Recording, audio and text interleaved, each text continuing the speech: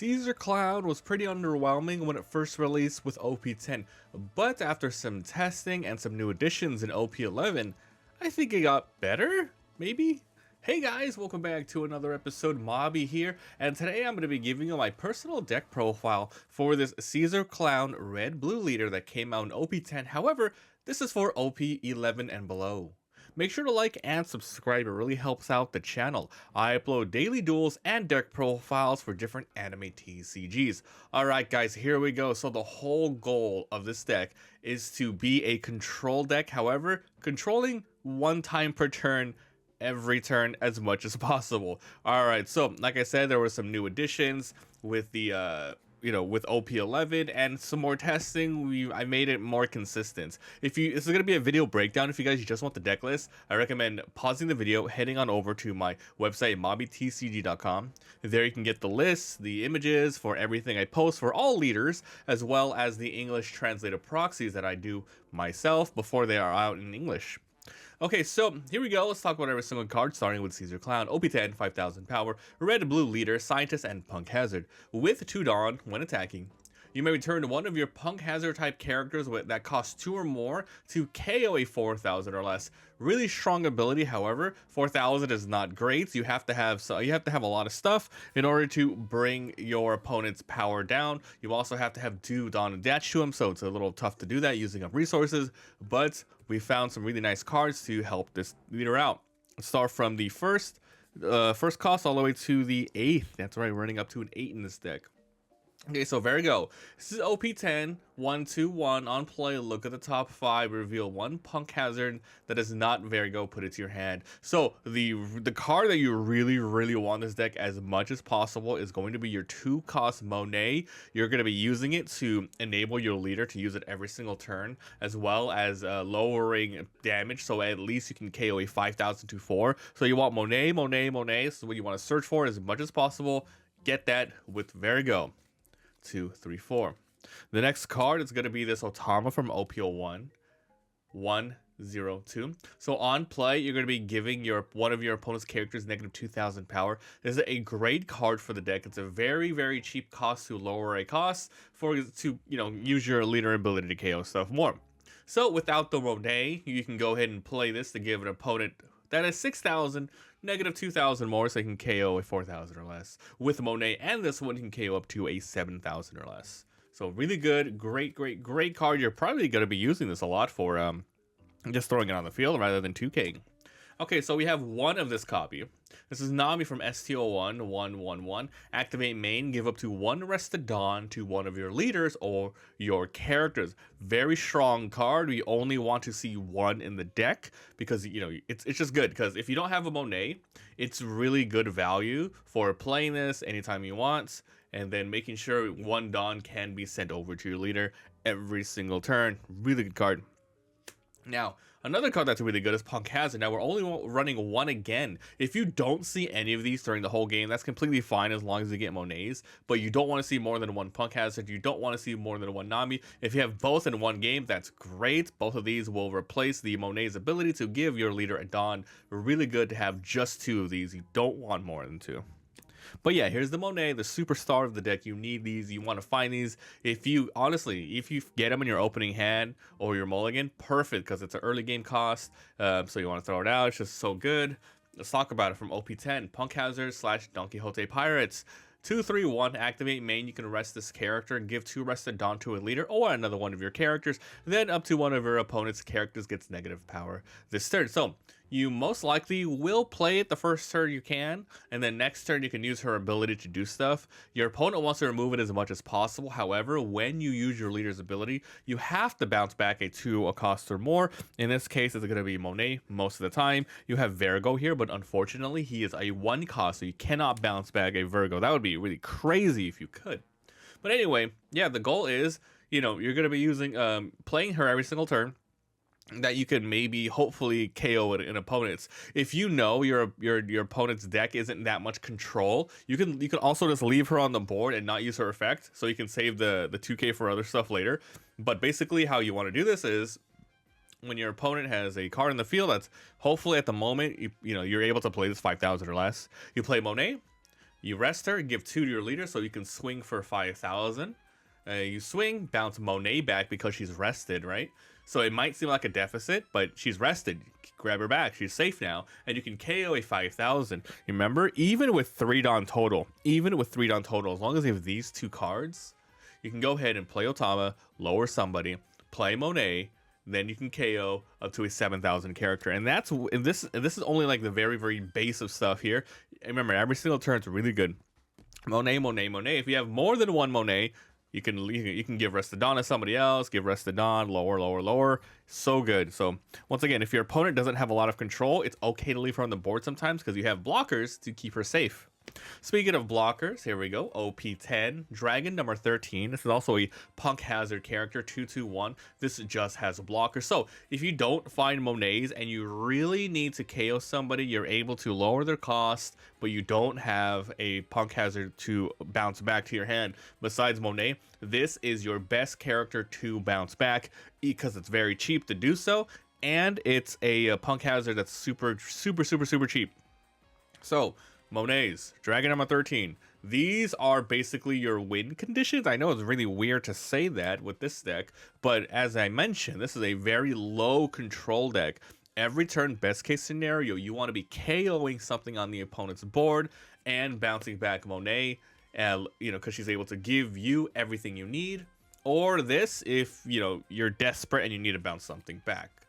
Running 4 of these.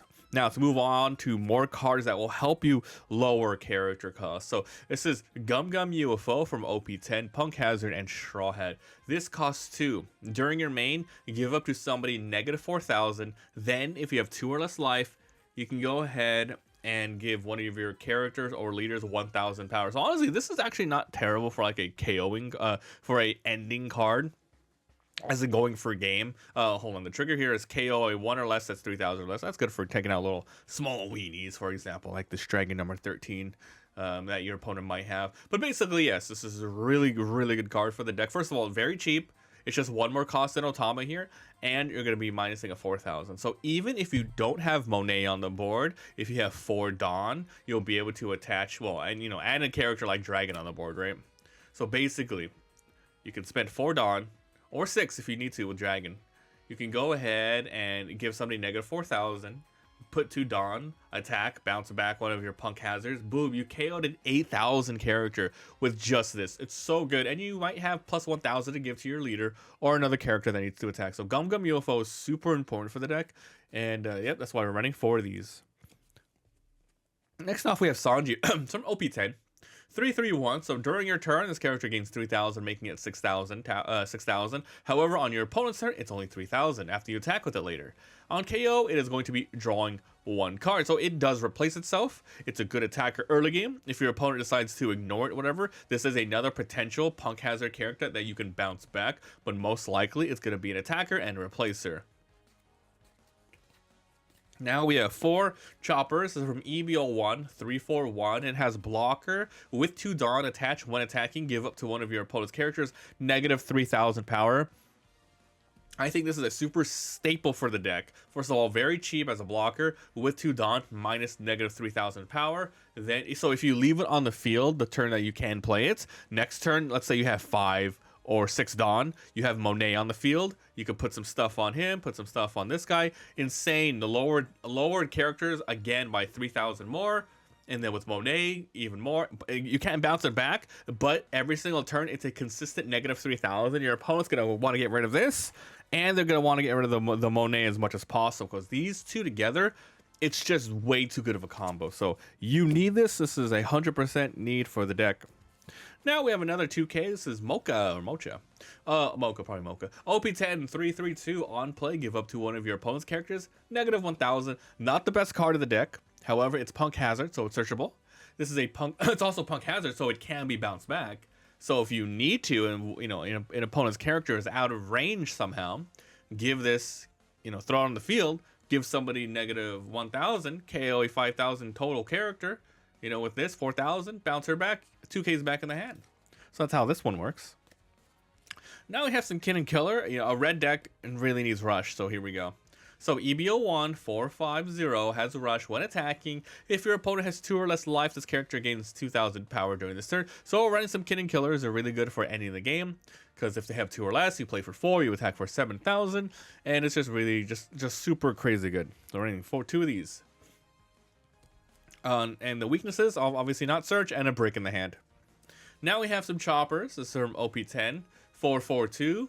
This has blocker on your opponent's turn, 2000 power, making a 6000 blocker. However, on your turn it's only 4000, doesn't really do anything else, doesn't help you with your leader's ability or anything.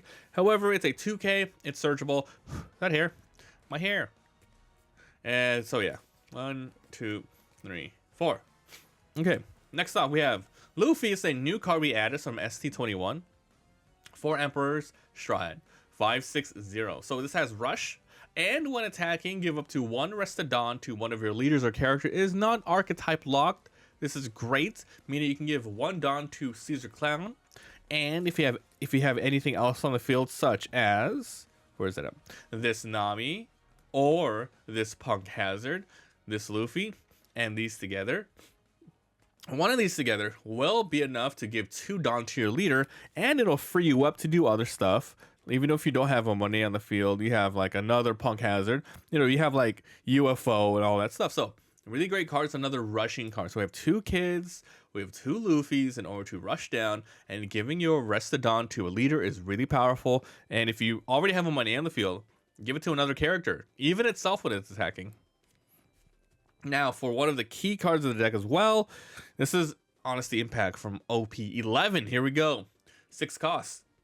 Main, give up to one of your opposed characters negative 4000, then you KO a 6000 power or less. This one really works well in Caesar.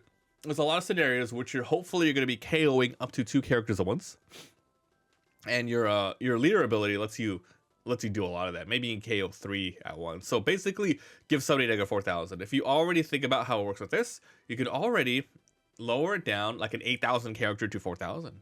Then you KO 6000 power. Hopefully, there's already 6000 power on the field.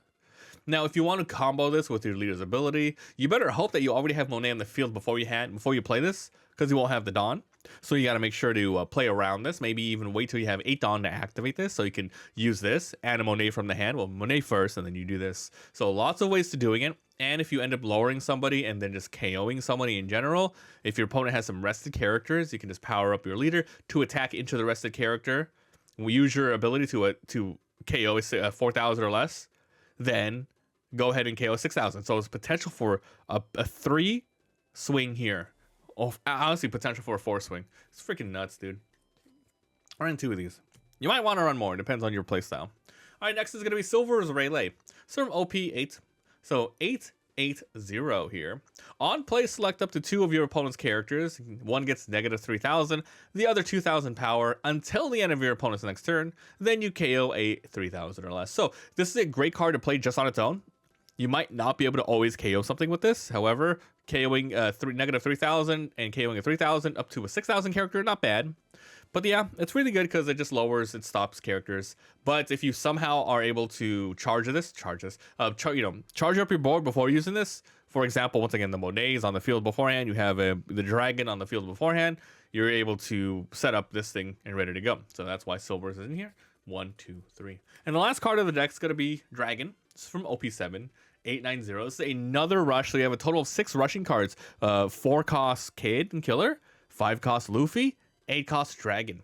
On play, give 2 Rested Dawn to one of your leaders or one of your characters. So anything that gives Caesar Clown more Dawn, Rested Dawn, allows you to just have more options to doing more stuff. So yes, play for 8, attack for 9, give 2 to Caesar. Caesar can KO a 4000 or less. Or if you have something on the board beforehand, once again, which is going to be these Monets, that's really good. However, on a 10 Dawn turn, it's even crazier. Let's say you have set up on the field this Chopper.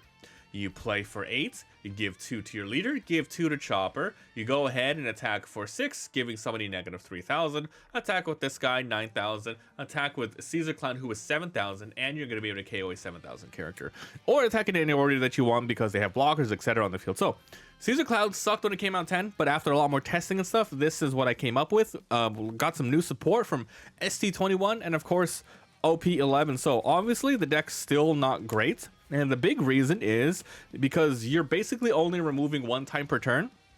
It's still good though. Like honestly, if you're able to remove every single turn, that's great. However, that is assuming you get every card you need. Your opponent doesn't go too high that you don't have to. If it's a low deck, you'll be able to KO something very, very, very easily with just Monet every single turn. But for the most part, it's good. You're just gonna run out of steam a lot of the time. And if your opponent is a really tanky ass leader, then they're just gonna outvalue you, and then you're just gonna end up with nothing later on the board. But that's the nature of the Caesar Clown. So that's it, guys. If you guys enjoyed, like, subscribe, helps a lot. Thanks for watching, and I'll see you next time. Bye.